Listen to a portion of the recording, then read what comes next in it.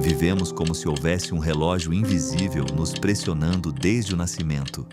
Um cronômetro social que dita: até os 20 você tem que estudar, até os 30 tem que estar estabilizado, até os 40 tem que ter sucesso. E depois? Depois é declínio, manutenção, silêncio. Essa é a narrativa dominante, a juventude como auge e a velhice como queda.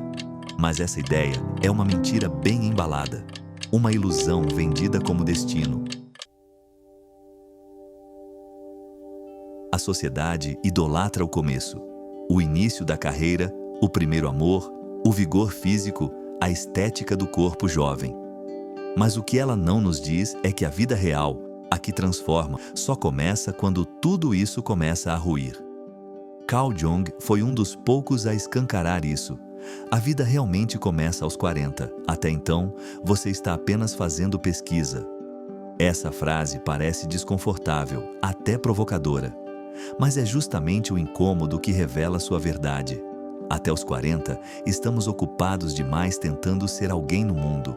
Nos ajustamos, nos moldamos, nos calamos para caber. Construímos uma imagem social, o eu que agrada, que performa, que cumpre as expectativas. Esse eu tem nome, persona. A máscara social que usamos para sermos aceitos, para nos sentirmos validados. E ela é útil. Ela organiza nossa entrada no mundo como um crachá que nos autoriza a participar do jogo. Mas um dia, ela começa a apertar. Fica desconfortável como uma roupa que não acompanha mais o crescimento do corpo. E o que antes era funcional, agora vira prisão. Porque a persona não é quem você é. Ela é só a fachada. E viver só pela fachada é como morar num outdoor, visível para o mundo, mas vazio por dentro. Jung percebeu que, depois de um certo ponto, a alma começa a gritar. O que antes nos dava orgulho, agora pesa. O que antes fazia sentido, agora parece teatro. A chamada crise dos 40 não é um colapso, é o grito interno de quem passou a vida representando e finalmente percebeu que o palco não é lar. E aí, você se vê perguntando, muitas vezes pela primeira vez: quem sou eu, de verdade? Não o profissional, não o pai, não o filho, não o cônjuge, mas o ser por trás de todos esses papéis, o eu que sobra quando as luzes se apagam. É nesse ponto que muitos se assustam, trocam de carreira, terminam casamentos, mergulham em cursos de autoconhecimento ou, às vezes, afundam em silêncio. Porque o chão que sustentava a identidade começa a ceder. Mas é justamente aí, nesse abismo, que a vida verdadeira começa. Não é à toa que tantas tradições espirituais descrevem o despertar como um momento de ruptura. O ego treme. A imagem racha, a alma, que ficou anos no porão, começa a subir. Mas a maioria de nós não está preparada para isso, porque ninguém nos ensinou a atravessar o deserto interior. Nos ensinaram a vencer, a produzir, a agradar, mas não a olhar para dentro. Por isso, aos 40, muitos se sentem perdidos. Não é que algo tenha dado errado, é que o script antigo esgotou. E aqui está o paradoxo.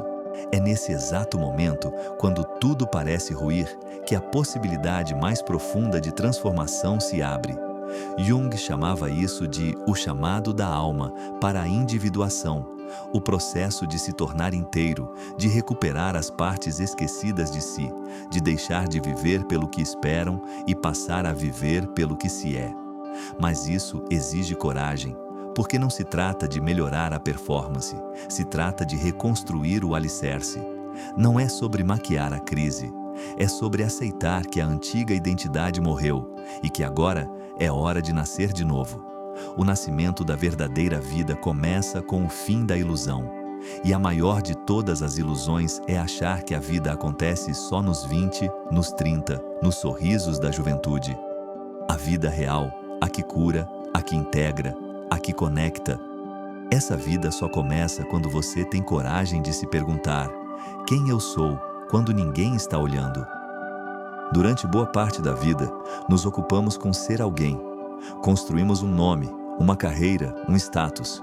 Escolhemos roupas que combinem com o cargo. Falamos do jeito certo, rimos quando esperam, fingimos quando dói. Tudo para manter a imagem. A tal da pessoa que Jung descreveu com precisão cirúrgica. A persona não é um inimigo. Ela é necessária no começo da vida. Nos protege, nos ajuda a funcionar em sociedade. Mas com o tempo, ela deixa de servir. O que era armadura vira prisão. E o problema é que a maioria das pessoas acredita que é a persona. Confunde a função com a identidade, o papel com a essência. E aí, vive aprisionada na própria máscara. Mas chega um momento, geralmente depois dos 40, em que a alma começa a bater na porta. Ela sussurra através da insatisfação, da ansiedade, da perda de sentido. Você acorda e se pergunta: por que estou tão cansado, mesmo com tudo dando certo? Por que me sinto vazio, mesmo tendo conquistado tanto? São perguntas perigosas, porque elas ameaçam o personagem, elas racham a imagem, e é aí que a verdadeira vida começa. A rachadura na persona é o início da descida. Descida ao inconsciente, ao território das sombras, ao que foi negado, escondido, reprimido. Jung chamava esse processo de encontro com a sombra. Tudo aquilo que você não quis ver em si mesmo está lá, esperando. A raiva contida, o medo camuflado, o desejo sufocado. Tudo o que não combina com a persona foi jogado para a sombra. E a vida, com sua sabedoria brutal, vai te colocando em situações que forçam esse encontro. Relacionamentos que colapsam, crises de propósito, doenças inexplicáveis, perdas que quebram o chão. Tudo isso vem para uma coisa: chamar você de volta para si. Mas a maioria foge. Finge que é só uma fase. Troca de emprego, troca de parceiro, faz uma viagem, muda o corte de cabelo, mas não muda por dentro. Outros encaram, tremendo, mas encaram, e descobrem algo surpreendente. O que você mais teme ver em você é o que mais precisa de acolhimento. A sombra não é maldade, ela é potência esquecida. É o pedaço que falta para você ser inteiro. É quando você para de lutar contra si mesmo que começa a se integrar. Você deixa de ser um papel e começa a ser uma alma. Esse é o caminho da individuação. Não é sobre se tornar alguém melhor, é sobre se tornar quem você é. Individuar-se é lembrar quem você era antes de ser ensinado a esquecer. É mais do que autoconhecimento, é um retorno sagrado ao centro do próprio ser. Mas isso não acontece num retiro zen ou numa palestra motivacional. A individuação acontece no ordinário, nos silêncios, nas rupturas, nos confrontos internos. É uma jornada de retorno, mas não ao passado, e sim ao interior. Jung via isso como a missão da segunda metade da vida. Não mais conquistar o mundo, mas reconciliar-se com a alma. Você começa a enxergar os padrões que te aprisionaram, a perceber como repetia comportamentos herdados, como buscava a aprovação dos pais em cada chefe, como escondia sua fragilidade para parecer forte, e então começa a se libertar. Mas a libertação não é leve. Ela exige que você morra, não fisicamente, mas simbolicamente. Morre o antigo eu. Morre a ideia de controle. Morre a ilusão da perfeição. E no lugar, nasce alguém novo, mais inteiro, mais humano, mais verdadeiro. Alguém que não precisa mais agradar para ser aceito, que não precisa mais vencer para se sentir digno, que não precisa mais fingir que está bem o tempo todo. Individuar-se é aceitar os próprios limites sem perder o amor próprio. É saber dizer não sem culpa. É carregar as próprias dores com dignidade, sem se vitimizar. É não fugir de si mesmo. Esse processo traz paz, mas antes traz guerra. Uma guerra interna, entre o velho e o novo, entre o medo e o chamado. E a alma, ela espera. Ela nunca desiste de você. Ela só aguarda que você pare de fugir e decida escutá-la. Quando isso acontece, tudo muda.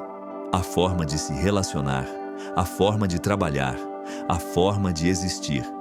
Você começa a se mover com propósito, a viver com mais silêncio e menos pressa, a escolher com mais presença e menos obrigação.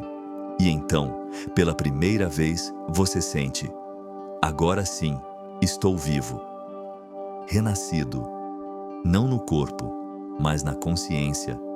É assim que termina esse ciclo e começa outro. O ciclo de quem já viu o vazio e agora escolhe o inteiro. Jung não prometia uma vida sem dor, mas uma vida com sentido. E isso muda tudo. A dor continua existindo, mas agora ela tem lugar. O medo continua vindo, mas agora ele é atravessado.